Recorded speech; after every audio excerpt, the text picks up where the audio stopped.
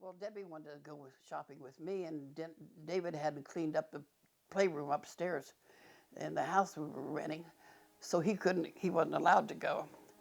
And so they were just going for the day. George and my husband was George. So we decided, we'd stay home and they'd be back that evening about 6. Well, they didn't come home. And finally I started calling people, and it's one of the friends whose husband's birthday was.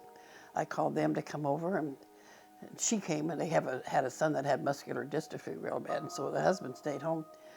And then Sandra came over, and no call, no call. Well, then I called the search and rescue, and I knew I heard there was another plane missing.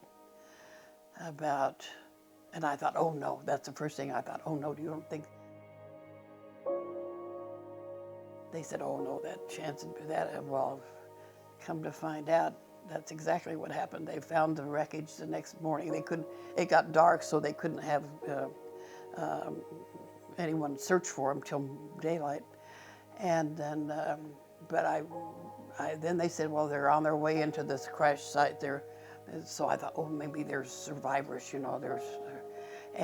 but they had to do that, and it was over Grizzly Flats in Big Bear, in California.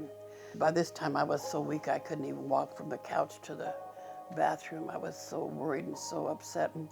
And about 6 o'clock that night, there was a knock on my door. It was the sheriff.